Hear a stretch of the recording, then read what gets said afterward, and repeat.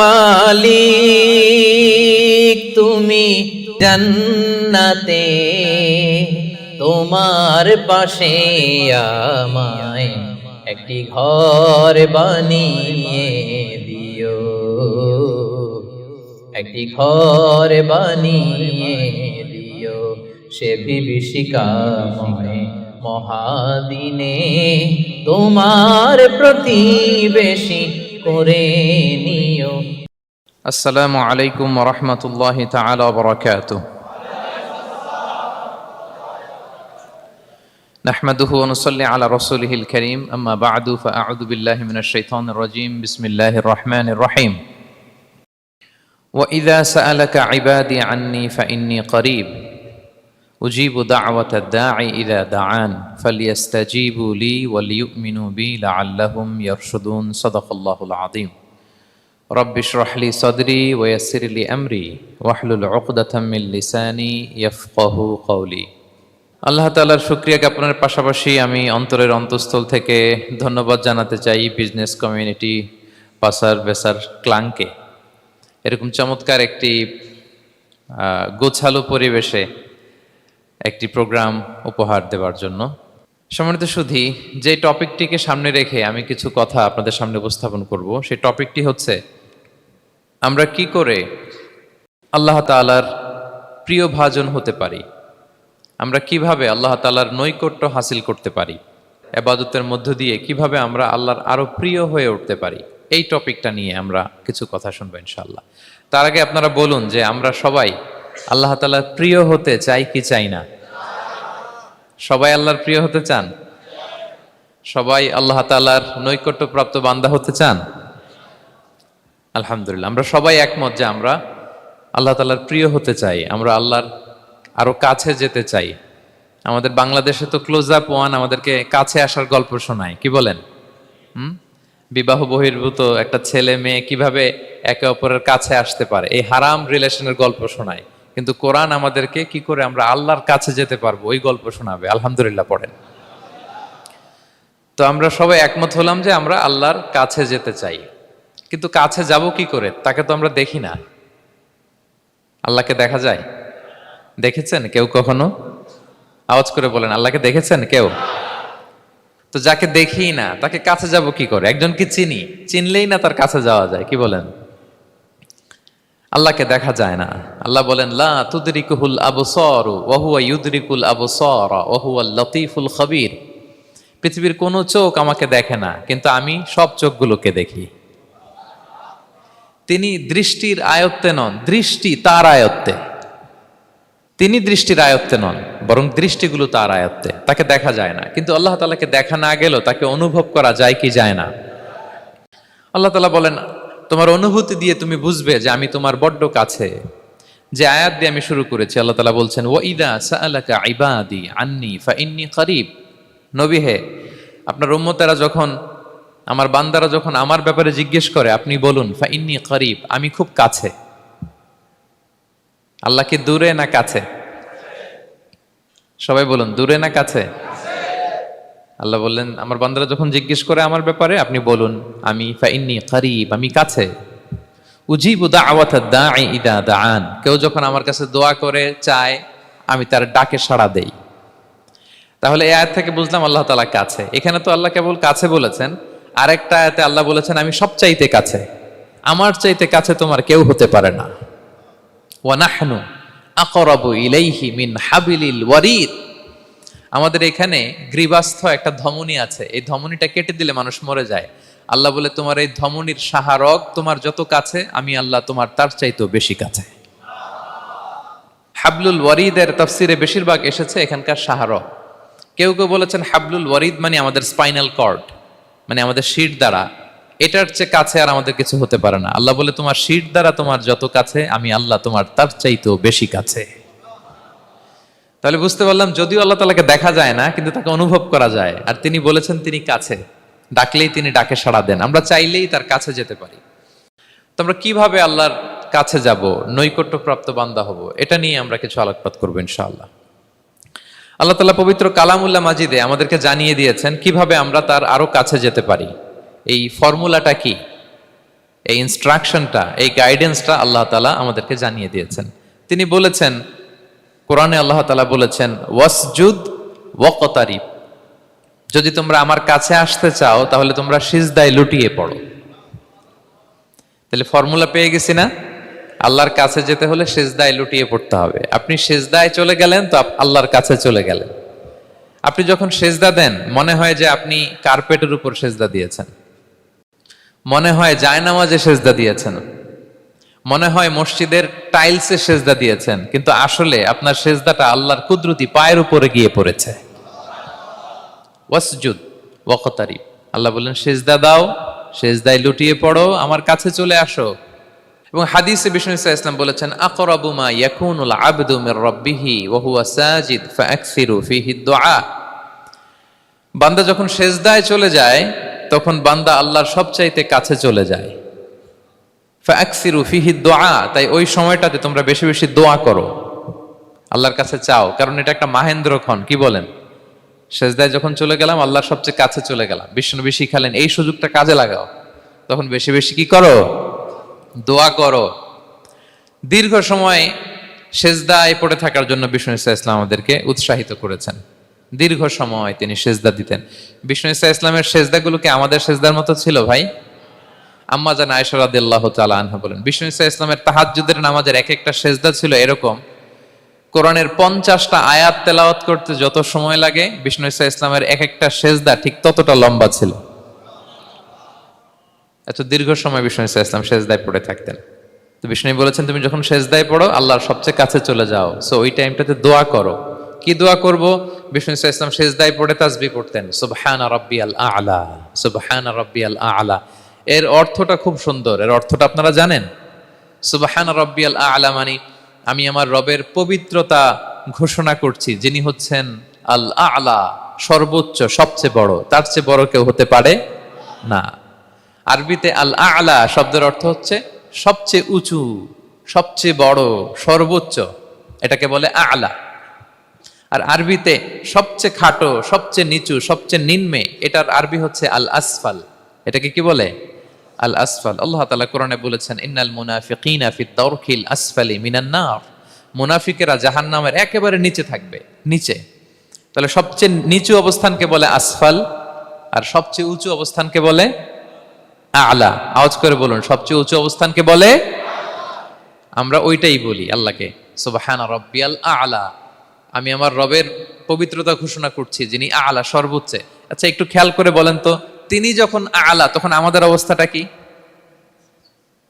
সেজদা মানে হচ্ছে আমার কপাল, আমার নাক, মানুষ তার দেহের সবচাইতে দামি অঙ্গ মাটিতে ঘষতে শুরু করে ওই টাইমে, ঠিক কিনা? মানে আমার ইগো, আমার অহংকার, আমার দাম্ভিকতা সবকিছু ঝেড়ে ফেলে দিয়ে আমি আমার সর্বোচ্চ সাবমিসিভনেস, লয়ালটি, আনুগত্য, হাম্বলনেস, বিনয় আল্লাহর কাছে দেখাচ্ছি। সেজদায় আমরা যত ছোট হই এর চেয়ে ছোট আর হওয়া যায় না। সেজদায় আমরা যতটা বিনয়ী হই একটা মানুষ এর চেয়ে বিনয়ী আর হতে পারে না। এই তো নামাজ শুরু করলাম, আল্লাহু আকবার, এরপর রুকুতে জাস্ট বো ডাউন আর হেড, মাথা একটু ঝুঁকালাম, আর সেজদায় একেবারে মাথাটারে কি করলাম? মাটিতে মিলিয়ে দিলাম। তার মানে আমি চলে গেলাম আসফালে। আসফাল মানে সবচেয়ে নিচে, আমি চলে গেলাম সবচেয়ে, আর সবচেয়ে নিচে যে আমি ঘোষণা দিলাম সুবহানা রাব্বিয়াল, মানে হে রব, আপনার প্রশংসা, আপনার পবিত্রতা, আপনি আ'লা। আল্লাহ, আমি আর নিজেকে এর চেয়ে তুচ্ছ করতে জানি না, এর চেয়ে ছোট আর করতে পারি না, আমি আমার নিজেকে উজাড় করে দিলাম, সবচেয়ে ছোট, তুচ্ছ, নগণ্য করে আপনার সামনে উপস্থাপন করে আমি ঘোষণা দিচ্ছি সুবহানা রাব্বিয়াল আ'লা। পবিত্রতা সেই রবের যিনি আ'লা, সর্বোচ্চ। সুবহানাল্লাহ পড়েন। তাহলে সিগনিফিকেন্সটা বুঝতে পারছেন কেন বিষ্ণু ইসলাম এটা পড়তেন সুবহানা রাব্বিয়াল আ'লা? কারণ আমি থাকি সবচেয়ে আসফালে, নিচে, আর তখন আমি ঘোষণা দেই, glory be to Allah the most high, the most high, the most high, আ'লা। আল্লাহ, আমি একেবারে নিচে, কিন্তু তুমি হচ্ছে আ'লা। মজার ব্যাপার হচ্ছে, সেজদায় আপনি যত নিচেই থাকেন না কেন, মাথা নাক নিচু করে ফিসফিস করে যাই বলেন না কেন, এটা মুহূর্তে আল্লাহর আরশে চলে যায়। আপনি নিচু হবেন কিন্তু কথা চলে যাবে আল্লাহর আরশে। এজন্য বিষ্ণু ইসলাম বলতেন, মান তাওয়াদা তারাফা, যে নিচু হয় আল্লাহ তারে টেনে উপরে উঠায়। আপনি সেজদা দেওয়া মানে কি? নিচু হওয়া, ছোট হওয়া। তো বিষ্ণু ইসলাম বলেছেন, বেশি বেশি সেজদা দাও, তাহলে আপনার মর্যাদা, সম্মান বাড়াই দিবে কে? সম্মানিত ভাইয়েরা, আমরা শুধু সেজদায় যে সুবহান রাব্বিয়াল আলা এটাই পড়ি, 3 বার শুধু এটাই পড়ি, কিন্তু বিষ্ণু ইসলাম সেজদায় যে আরো অনেক দোয়া পড়তেন, সেগুলো কি পড়েন আপনারা? বিষ্ণু ইসলাম সুবহান রাব্বিয়াল আলা এর পাশাপাশি তিনি সেজদায় যে পড়তেন সুবহানাকা আল্লাহুম্মা রাব্বানা ওয়া বিহামদিকা আল্লাহুম্মা গফিরলি। এটা জানিই না আমরা অনেকে। সুবহানাকা আল্লাহুম্মা রাব্বানা ওয়া বিহামদিকা আল্লাহুম্মা গফিরলি এর অর্থ হচ্ছে, হে আমার রব, আপনার পবিত্রতা ঘোষণা করছি, আপনার প্রশংসা আমরা করছি, আল্লাহ আপনি আমাকে ক্ষমা করে দেন, আল্লাহুম্মা গফিরলি। এই দোয়াটা বিষ্ণু ইসলাম পড়তেন। এছাড়াও বিষ্ণুই পড়তেন সুবহুন কুদ্দুসুন রব্বুল মালাইকাতি ওয়ার রূহ, সকল ফেরেশতাদের অধিপতি রব, সবচেয়ে বড় ফেরেশতা যার 600 পাখা, জিব্রাইলের রব, সেই রবের প্রশংসা আমি করছি। তিনি সুবুহ, তিনি কুদ্দুস, তিনি মহাপবিত্র, the most pure, the most high. এভাবে বিষ্ণু ইসলাম আল্লাহর প্রশংসা করতেন। তিনি আরো পড়তেন আল্লাহুম্মা গফিরলি যুনুবি কুল্লাহ দিক্কাহু ওয়া জুল্লাহ আউওয়ালাহু ওয়া আখিরাহ আলানিয়াতাহু ওয়া সিররাহ। আল্লাহ আপনি আমার গুনাহ মাফ করেন, ছোট গুনাহ বড় গুনাহ, প্রকাশ্য গুনাহ গোপন গুনাহ, ইচ্ছায় করেছে যে গুনাহ, অনিচ্ছায় করেছে যে গুনাহ, আল্লাহ সব গুনাহ আপনি মাফ করে দেন। সিজদায় লুটিয়ে পড়ে বিষ্ণু ইসলাম এই দোয়াগুলো পড়তেন। তো এখন থেকে সিজদায় এই দোয়াগুলো, লম্বা চূড়া দোয়া আপনারা করবেন তো?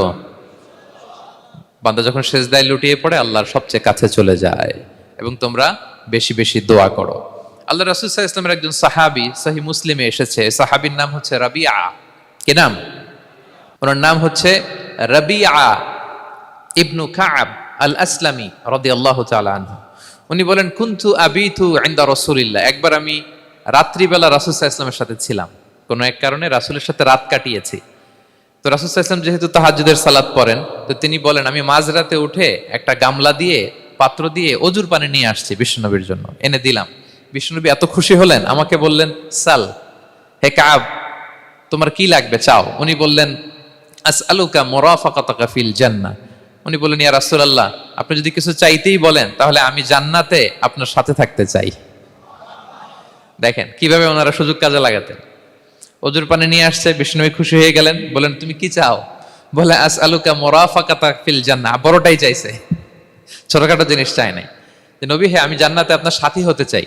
বিষ্ণু বললেন আওয়া গায়রা যালিক, আর কিছু চাও, অন্য কিছু লাগবে?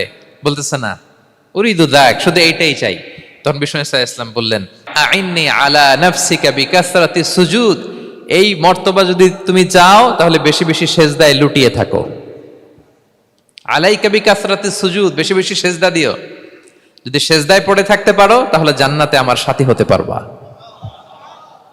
আল্লাহু আকবার। তাহলে সম্মানিত ভাইয়েরা, সেজদা দেওয়ার মধ্য দিয়ে আমরা আল্লাহর কাছে যেতে পারি। ক্লোজ আপ ওয়ান তো আমাদেরকে হারাম কাছে আসার গল্প শোনায়, কোরআন আমাদেরকে আল্লাহ তাআলার কাছে কি করে আমরা যেতে পারি এই গল্প শোনাচ্ছে। কোরআন বলে ওয়াসজুদ ওয়াকতারিব, সেজদায় লুটিয়ে পড়ো, আমি আল্লাহর কাছে আসো। তাহলে বেশি বেশি সেজদা দেওয়ার মধ্য দিয়ে আমরা আল্লাহ তাআলার প্রিয় ভাজন হতে পারি, আমরা তার কাছে যেতে পারি। এবং কিয়ামতের দিন আল্লাহ তাআলা আমাদের সবাইকে সেজদা দিতে বলবেন। সেদিন অযুত লক্ষ নিযুত কোটি কোটি মানুষ, তাদের সামনে আল্লাহ বলবেন আমাকে সেজদা দিয়ে দেখাও। আমরা দুনিয়াতে যারা আল্লাহকে প্রাণ ভরে সেজদা দিয়েছি, আমরা সেদিন আল্লাহু আকবার বলে সেজদায় লুটিয়ে পড়ব। কিন্তু যারা সেজদা দেয় নাই, অথবা যারা লোক দেখানো সেজদা দিয়েছে, তারা সেজদা তো দূরের কথা, ওদের পিঠটাই বাঁকা করতে পারবে না। আল্লাহ বলেন ইয়াউমা ইউকশাফু আন সাকিন ওয়া ইউদআউনা ইলা সুজুদি ফালা ইস্তাতিউন, সেদিন আল্লাহ তাআলা তার পায়ের গোছা উন্মুক্ত করবেন। অনেকে বলে হুজুর আল্লাহরও পা আছে? আছে, আল্লাহ তাআলারও পা আছে, কিন্তু এই পাটা কেমন এটা আমরা জানি না, আমাদের পায়ের মতন না। লাইসা কামিসলিহি শাই, কোনো কিছু তার মতো নয়। তো তিনি কার মতো? উত্তর হচ্ছে তিনি তার মতো। সুবহানাল্লাহ পড়বেন না? লাইসা কামিসলিহি শাই, তার মতো কিছু নাই। তো তিনি কার মতো? তিনি তার মতো। ওয়ালাম ইয়াকুল্লাহু কুফুয়ান আহাদ, তার মতো, তার সমকক্ষ কোনো কিছু নাই, তিনি তার মতো। সেদিন আল্লাহ তাআলা তার পবিত্র পায়ের গোছা, পায়ের নলা উন্মুক্ত করবেন এবং আদেশ করবেন সেজদা দাও। আমরা সবাই আল্লাহু আকবার বলে সেজদায় লুটিয়ে পড়ব। কিন্তু যারা দুনিয়ায় সেজদা দেয় নাই, লোক দেখানো সেজদা দিয়েছে, ফালা ইয়াস্তাতিউন, আল্লাহ তাআলা তাদের পিঠটা লোহার মতো, রডের মতো শক্ত করে দিবেন। সেজদা দেওয়া তো দূর কি বাত, ওরা পিঠটাই বাঁকা করতে পারবে না। আমরা দুনিয়াতে যেমনি আল্লাহ তাআলাকে সেজদা দিয়েছি, সেদিনও যেন আল্লাহ তাআলাকে এভাবে সেজদা দিতে পারি। আল্লাহ তুমি তৌফিক দাও। আল্লাহুম্মা জাআলনা মিনহুম। আওয়াজ করে পড়ো না আমিন। তাহলে সম্মানিত সুধী, আমরা যদি আল্লাহর প্রিয় হতে চাই, তার নৈকট্যপ্রাপ্ত বান্দা হতে চাই, প্রথম ফর্মুলা কি বলেন আপনারা? সাজদা। আওয়াজ করে বলুন, প্রথম ফর্মুলা কি? বেশি বেশি আল্লাহর সেজদা দিতে হবে, সেজদায় দীর্ঘক্ষণ পড়ে থাকতে হবে এবং সেজদায় দোয়াগুলো করতে হবে, মনের আকুতি মিনতি জ্বালা যন্ত্রণা এগুলো আল্লাহর কাছে উপস্থাপন করতে হবে। পারা যাবে তো ইনশাআল্লাহ? এই তো গেল কোরআনিক ফর্মুলা। কোরআন আমাদেরকে জানিয়েছে যদি আল্লাহর কাছে যেতে চাও সেজদা দাও। এবার আমরা একটু হাদিসের দিকে চোখ বুলাই যে হাদিস কি বলে। হাদিসে কুদসিতে এসেছে, আল্লাহ রাব্বুল ইজ্জা ওয়াল জালাল বলেন, ওমা ইয়াজালু আবদি ইয়াতাকাররাবু ইলাইয়া বিন-নওয়াফিল। আমার বান্দা যদি আমার কাছে আসতে চায় তাহলে সে যেন বেশি বেশি নফল ইবাদত করে। নফল ইবাদতের মধ্য দিয়ে সে আমার কাছে আসতে থাকে। যত বেশি নফল ইবাদত করবে আমার কাছে আসবে। হাত্তা উহিব্বাহু, এক পর্যায়ে এমন হবে যে আমি আল্লাহ তাকে ভালোবাসতে শুরু করে দিব। তার মর্তবা এত উপরে উঠে যাবে, কুনতু সামাআহুল্লাযী ইয়াসমাউ বিহা, তখন সে কান দিয়ে যখন শুনবে তার নিজ কানে শোনে না, সে আমি আল্লাহর কানে শোনে। হাত দিয়ে কিছু ধরলে সে আল্লাহর হাতে ধরে, চোখ দিয়ে দৃষ্টি করলে সে নিজ চোখে দেখে না, সে আল্লাহর চোখে দেখে। পড়েন সুবহানাল্লাহ। তাহলে কোরআন বলল সেজদা আর হাদিস বলল নফল ইবাদত। যে যত বেশি নফল করে সে আল্লাহর কাছে যায়, যে যত বেশি নফল ইবাদত করে সে আল্লাহর প্রিয় ভাজন হয়ে ওঠে, আল্লাহর নৈকট্যপ্রাপ্ত বান্দা হয়ে ওঠে। এবং হাদিসে এসছে, বিষ্ণু ইসলাম বলেন, আমাদের ফরজ নামাজে যদি কারো ঘাটতি হয়, আমাদের অনেকের এমন হবে যে ফরজ নামাজ পড়ে নাই অলসতা করে, তখন আল্লাহ ফেরেশতাদেরকে বলবেন কি অবস্থা আমার বান্দার? বলবে আল্লাহ অনেক ফরজ নামাজের তো ঘাটতি দেখা যাচ্ছে। তখন আল্লাহ বলবে উনদুরু হাল্লি আবদি মিন তাতাওয়ু, ফরজে যদি ঘাটতি থাকে দেখো তো আমার বান্দার কিছু নফল নামাজ আছে কিনা। ফেরেশতারা এবার খুঁজে দেখবে, হ্যাঁ এই বান্দার অনেক নফল নামাজ আছে। তখন আল্লাহ বলবে ঠিক আছে, এই নফলগুলোরে ফরজের ভেতরে ঢুকাইয়া মেকআপ করে দাও। তাহলে বলেন নফল ইবাদতের দরকার আছে না নাই? কিয়ামতের দিন ফরজ নামাজে ঘাটতি থাকলে নফল নামাজগুলো সেখানে সাবস্টিটিউট করে আল্লাহ তাআলা আমাদেরকে বাঁচাবেন। এজন্য আমরা যেন নফল করি। ফরজ তো করতেই হবে, এটা তো কম্পালসারি, অব্লিগেটরি, আল্লাহর মাইট থেকে বাঁচার জন্য করতেই হবে। কিন্তু আল্লাহর প্রিয় হইতে হইলে নফল ইবাদত করতে হবে। ওটাকে বলে অপশনাল, ওটা হচ্ছে ওভারটাইম। আপনারা ভালো বুঝবেন, এটার কি বলে? ওভারটাইম। ওভারটাইমের বেতন কিন্তু মূল বেতনেরও বেশি, বেসিকের চেয়ে বেশি। বেসিকে যদি পার আওয়ার 20 রিঙ্গিট হয়, তো ওভারটাইমে পার আওয়ার কত? 30 রিঙ্গিট, 40 রিঙ্গিট, ঠিক কিনা? তো এই জন্য নফলগুলোকে যেন আমরা ছোট মনে না করি প্রিয় ভাইরা। তাহলে আমরা ফর্মুলা পেয়ে গেলাম, আল্লাহ তাআলার প্রিয় হতে চাইলে দুটি কাজ, কোরআন বলে সেজদায় লুটিয়ে পড়ো, আর হাদিস বলে বেশি বেশি নফল ইবাদত করো। আমরা কি করতে পারি, কি কি নফল ইবাদত করে আল্লাহ তাআলার প্রিয় হতে পারি, আমি দুই একটি আপনাদের সাথে শেয়ার করবো ইনশাআল্লাহ। এক নাম্বার যে নফল ইবাদতটি করে আমরা আল্লাহ তাআলার প্রিয় হতে পারি সেটা হচ্ছে তিলাওয়াতুল কোরআন। আল্লাহর কোরআনের তেলাওয়াত, এটা আল্লাহর বাণী। কোরআন তেলাওয়াত মানে আল্লাহর সাথে কথা বলা।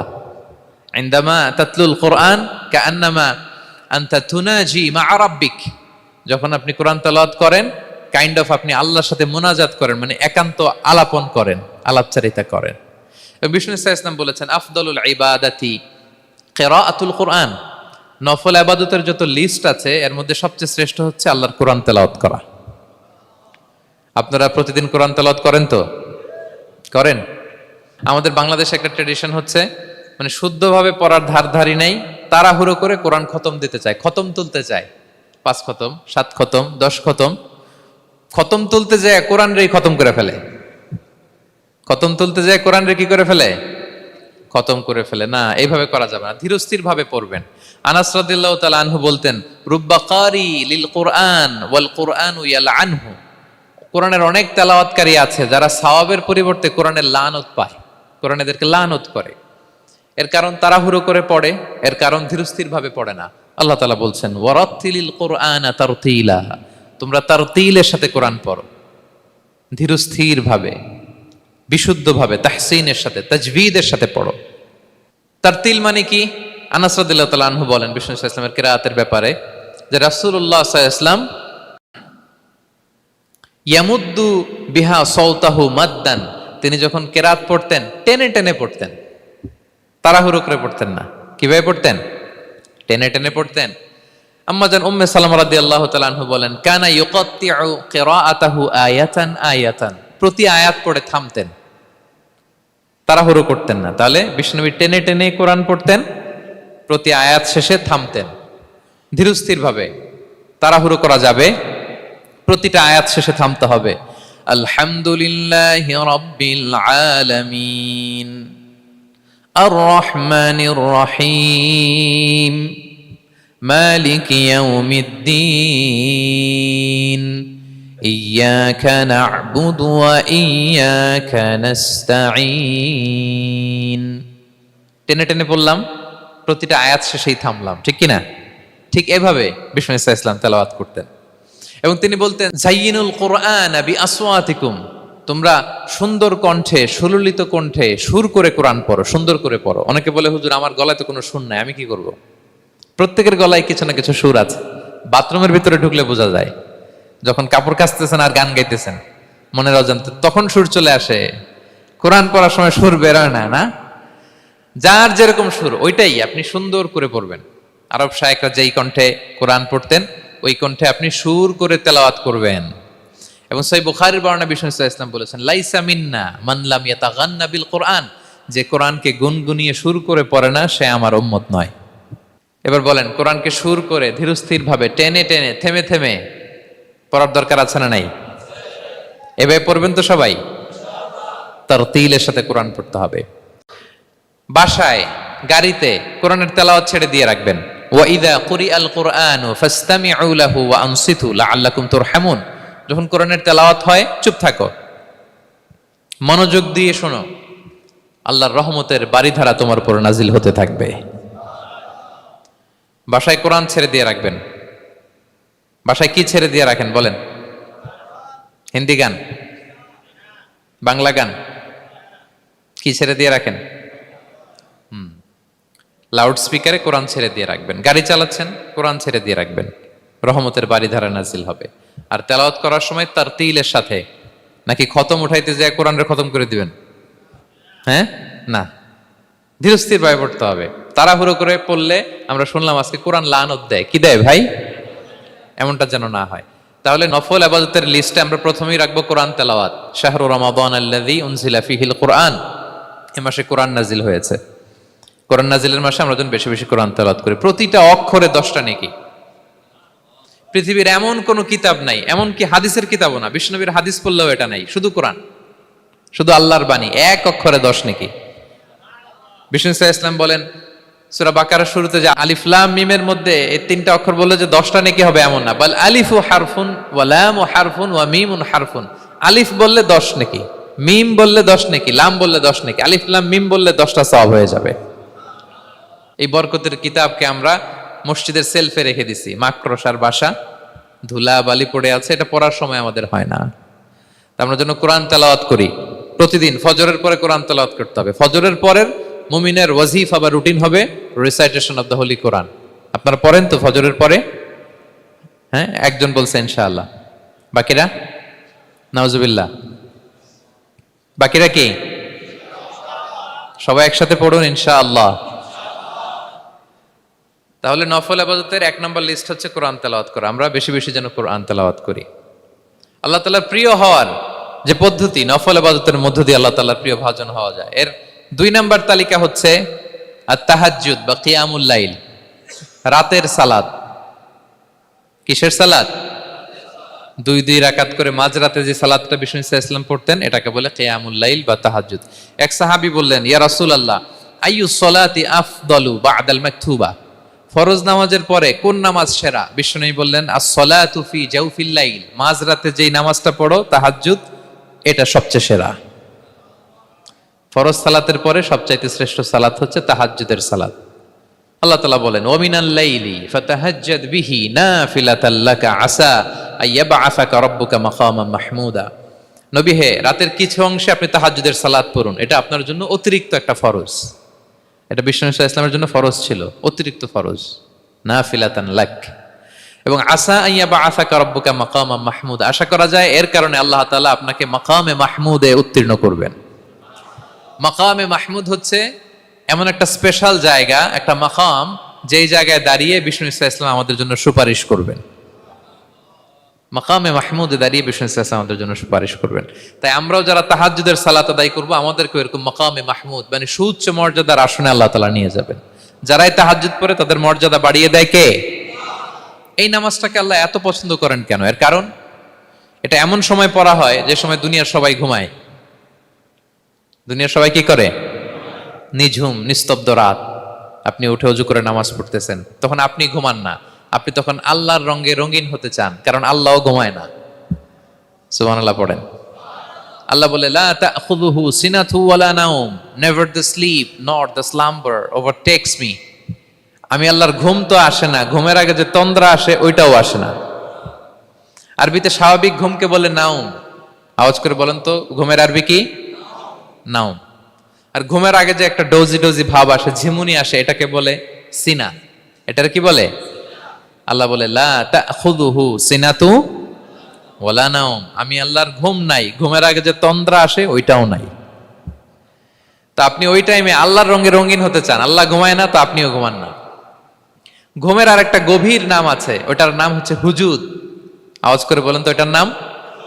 ওটা মাঝরাতে, শেষ রাতে যে একটা গভীর ঘুম আসে, এটার বলে হুজুদ।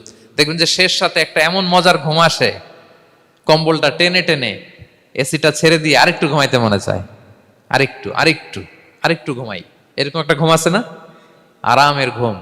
তো এই আরামের মাঝরাতের গভীর ডিপ স্লিপিং, ওইটারে আরবিতে বলে হুজুদ। ওইটারে আরবিতে কি বলে? এই হুজুদের ঘুমকে স্যাক্রিফাইস করে যে নামাজটা পড়া হয়, ওইটাকেই বলা হয় সলাতুল হুজুদ বা সলাতুত তাহাজ্জুদ। পড়েন সুবহানাল্লাহ। হুজুদকে স্যাক্রিফাইস করে আপনি নামাজ পড়েছেন, এজন্য এই নামাজটার নাম সলাতুল হুজুদ বা সলাতুত তাহাজ্জুদ। ওমিনাল লাইলি ফাতাহাজ্জাদ বিহি নাফিলাতাল লাক আসা আইয়াবআসাকা রাব্বুকা মাকামাম মাহমুদা। আপনি যদি প্রশংসার স্থানে উন্নীত হতে চান, তাহলে এই রাতের সালাত পড়তে হবে। বিষ্ণু ইসলাম দীর্ঘ সময় এই কিয়ামুল লাইলটা করতেন। সেজদায় কত লম্বা ছিলেন এটা তো একটু আগেই বললাম। কত লম্বা ছিল? এক একটা সেজদায় 50টা কোরআনের আয়াত তেলাওয়াত করা যায়, এত লম্বা সময় তিনি সেজদায় থাকতেন। সুবহানাল্লাহ। আর কত দাঁড়িয়ে থাকতেন এটার বলে লাভ নেই। দাঁড়িয়ে থাকতে থাকতে থাকতে থাকতে হাত ধরে যেত, এরপরে হাত ছেড়ে দিতেন, তারপর কোরআন তেলাওয়াত করতেছেন। আবার একটু ভাল লাগলে আবার হাত বাঁধতেন। দাঁড়িয়ে থাকতে থাকতে থাকতে থাকতে হাত্তা তাতাফাত্তারা কদামা, পা দুইটা ফুলে এরকম মোটা হয়ে যেত। আম্মা জান আয়েশা বলতেন, ইয়া রাসূলুল্লাহ কদ গুফিরা লাকা মা তাকদ্দামা মিন যামবিকা ওয়া মা তাআখার। আপনার তো এমনিই গুনাহ নাই, কিন্তু আল্লাহ ঘোষণা দিয়েছে আপনার আগের পরের সব গুনাহ মাফ। তা আপনার কোনো গুনাহই নাই, আপনি এত কষ্ট কেন করেন? বিষ্ণু বলেন, ইয়া আয়েশা আফালা আকুনা আবদান শাকুরা, আমি কি শুকরগুজার বান্দাদের অন্তর্ভুক্ত হতে চাইবো না? আমি কি আল্লাহর শুকরগুজার বান্দা হতে চাইবো না? আল্লাহ আমাকে ক্ষমা করেছেন ঠিকই, কিন্তু আমার তো কিছু দায়িত্ব আছে। আমি কি নিজেকে সর্বোচ্চ ভাবে আল্লাহর কাছে পেশ করব না? সারা রাত দাঁড়িয়ে বিষ্ণু ইসলাম এরকম কিয়ামুল লাইল করতেন। তাহলে আল্লাহ তাআলার প্রিয় হওয়ার প্রফিটিক যে সাজেশন, এর একটা হচ্ছে কোরআন তেলাওয়াত করা, 2 নাম্বার হচ্ছে তাহাজ্জুদের সালাত আদায় করা। আপনারা পড়েন তো নাকি? পড়বেন প্রিয় ভাইরা। যদি নিজের সম্মানকে আল্লাহর কাছে উচ্চে তুলে ধরতে চান, যদি বিষ্ণু ইসলামের সুপারিশ চান, যদি আল্লাহ তাআলার প্রিয় ভাজন হতে চান, তাহলে তাহাজ্জুদ ইজ কম্পালসরি।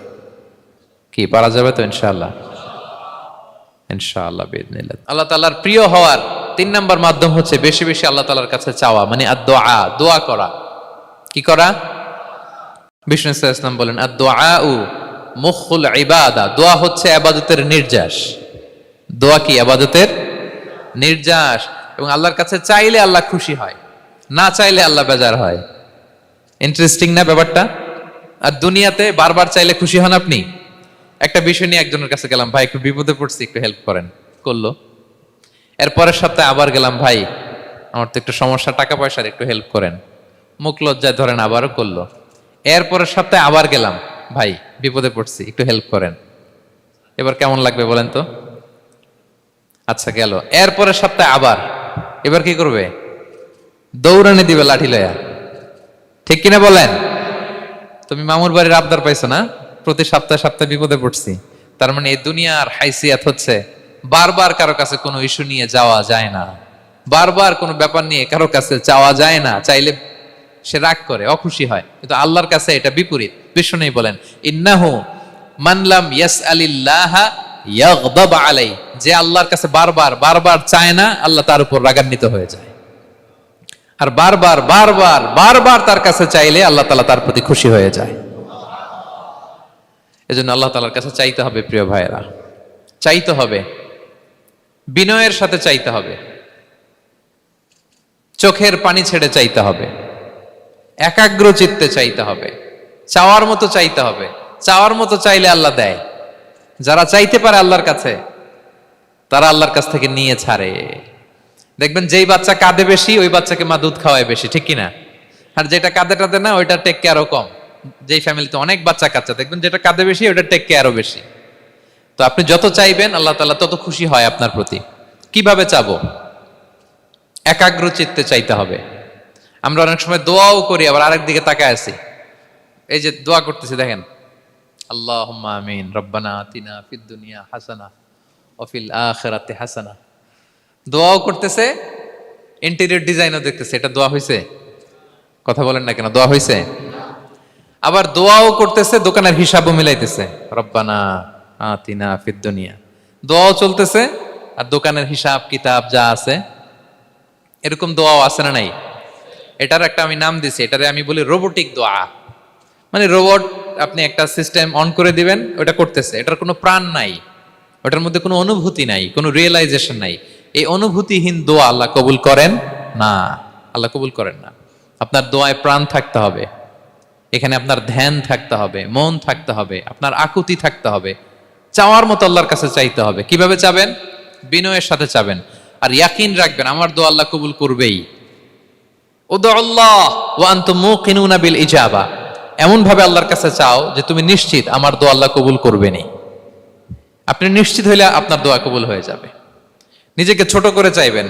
ফাসআলুল্লাহ বিবুতুনি আকুফিকুম, বিষ্ণু বলেন তোমাদের হাতের তালুগুলো উপরের দিকে, ভিক্ষুকরা যেমনে চায়, স্যার 2 দিন ধরে কিছু খাই নাই স্যার, 2টা টাকা দেন, এই যে এইভাবে যে চায় হাত পাতে, এরকম হাতের তালুগুলো উপরের দিকে করে ভিক্ষুকের মতো আল্লাহর কাছে চাও। হাত তুলে চাও, হাত না তুলেও দোয়া করা যায়, হাত তুলেও করা যায়, কিন্তু বিষ্ণু বলেন হাত তুলে চাও। কারণ ইন্নাল্লাহা হাইয়ুন কারীম, আল্লাহ বড় লাজুক এবং লজ্জাশীল। বান্দা যখন হাত তুলে ভিক্ষুকের মতো কিছু চায়, ওই হাত খালি হাতে ফিরিয়ে দিতে আল্লাহ লজ্জা লাগে। খালি হাতে ফিরিয়ে দিতে আল্লাহ লজ্জা পান। হাত তুলে চাইবেন। দোয়াতে আল্লাহর নামগুলো ধরে ধরে ডাকুন, ইয়া আল্লাহ, ইয়া রহমান, ইয়া রহিম, ইয়া হাইয়ু, ইয়া কাইয়ুম বিরহমাতিকা আস্তাগীথ। আল্লাহর নাম ধরে ধরে চান, ওই দোয়া আল্লাহ কবুল করবেন। বিশ্বনবীর উপর দুরূদ পড়েন, যে বিশ্বনবীর উপর দুরূদ পড়ে না, ওই দোয়া আল্লাহর কাছে কবুল হয় না, এটা আকাশে পেন্ডিং থাকে। কুল্লু দুআ মুআল্লাক মাহজুব বাইনাস সামাই ওয়াল আরদি মা লাম ইউসাল্লা আলাইয়া। বিষ্ণু বলেন সব দোয়া আকাশে পেন্ডিং থাকে যতক্ষণ না আমার উপর দুরূদ পড়া না হয়। মোবাইলে দেখবেন ব্যালেন্স না থাকলে মেসেজ পাঠালে কি হয়ে থাকে, ওটা পেন্ডিং, আবার টপ আপ করলেই সেন্ট। তা আপনি যে বলেন হুজুর আমার দোয়া কবুল হয় না, কেন হয় না বলছেন এবার?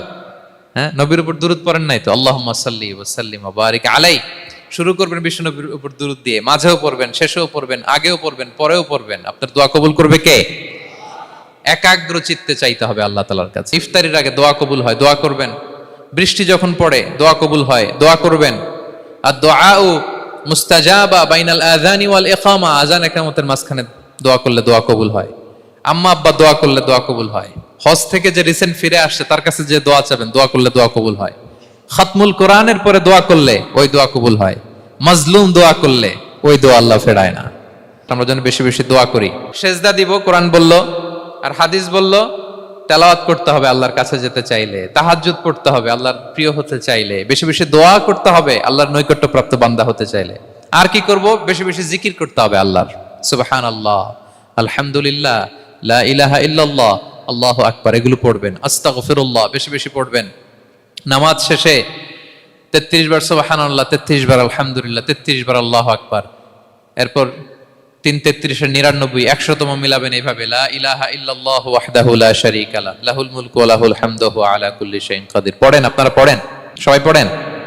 বিষ্ণু বলেন নামাজের পরে যদি 33 বার সুবহানাল্লাহ, 33 বার আলহামদুলিল্লাহ, 33 বার আল্লাহু আকবার, এরপরে 100তম বার লা ইলাহা কেউ পড়ে, তার যদি সাগরের ফেনা পরিমাণ গুনাহ থাকে, আল্লাহ তাআলা তার সব গুনাহ মাফ করে দেয়। প্রত্যেক ফরজ সালাতের পরে আয়াতুল কুরসি পড়বেন। পড়েন আপনারা? কোরআনের সবচাইতে দামি আয়াত। বিশ্বনবী বলেন, মান ক্বারা আয়াতাল কুরসি দুবরা কুল্লি সালাতিন মাকতুবাতিন লাম ইয়ামনাহু মিন দুখুলিল জান্নাতি ইল্লাল মাউত। প্রত্যেক ফরজ নামাজের পরে আমার যে বান্দা আয়াতুল কুরসি পড়ে, তার জান্নাতে ঢোকার ক্ষেত্রে আর কোনো বাধা থাকে না, একটা জিনিস ছাড়া, সেটা হচ্ছে মরণ। লোকটা মরে না তাই জান্নাতে যায় না, মরলেই জান্নাতি। আরো আস্তে সুবহানাল্লাহ পড়বেন আয়াতুল কুরসি। আমরা যেন জিকিরগুলো বেশি বেশি করি। 5 নম্বরে চ্যারিটি আর সাদাকাতু তারুদ্দুল বালা। সাদাকা আপনার বিপদ মুক্ত করে, আপনার ছেলে মেয়ের নিরাপত্তার জন্য, আপনার জানের নিরাপত্তার জন্য, আপনার ব্যবসার নিরাপত্তার জন্য মুক্ত হস্তে দান করুন। ব্যবসায় বারাকা দিয়ে দিবে কে? সুযোগ হলে গোপনে দান করুন। 7 শ্রেণীর ব্যক্তিকে আল্লাহ তাআলা আরশের নিচে ছায়া দিবেন। এর মধ্যে 1 শ্রেণীর ব্যক্তি হচ্ছে রজুলুন তাসাদ্দাকা বিসাদাকা ফাআখফাহা, যে গোপনে দান করে। হাত্তা লা তা'লামু শিমালুহু মা তুনফিকু ইয়ামিনু, এত গোপনে দান করে যে তার ডান হাত কি দান করেছে, বাঁ হাত সেটা টের পায় না। গোপন দান আল্লাহর রাগ কমায়, গোপন দান আপনাকে বিপদ মুক্ত করে, গোপন দান কিয়ামতের দিন আল্লাহর সুশীতল আরশের নিচে আপনার সিটকে কনফার্ম করে। দান করবেন তো সবাই। মদিনার সবচেয়ে গরিব সাহাবী বেলাল রাদিয়াল্লাহু তাআলা আনহু গায়ের জামাটা নিয়ে শুধু হিজরত করেছেন। উনাকেও বিশ্বনবী বলেন, আনফিক বেলাল, বেলাল দান করো, লা তাখশা মিন যিল আরশি ইখলালা, আল্লাহর ধনভাণ্ডারে কমতি নাই, ঘাটতি নাই, ভয় পাও না, আল্লাহ তোমার বাড়াই দিবে। কিছুই নাই বেলালের। মুমিনরা সচ্ছল অবস্থায় অসচ্ছল অবস্থায় সব সময় দান করে। সচ্ছল অবস্থায় বেশি দেয়, অসচ্ছল অবস্থায় কম দেয়, কিন্তু দেয়। তারা দান করে। আল্লাহ বলেন, আমার ভান্ডারে কমতি নাই, ঘাটতি নাই। ইয়াবনা আদম উনফিক আলাই, এই বনি আদম দাও, দিলে আমি তোমারে দেব। হাত খুলে দাও, আমি তোমারে দেব।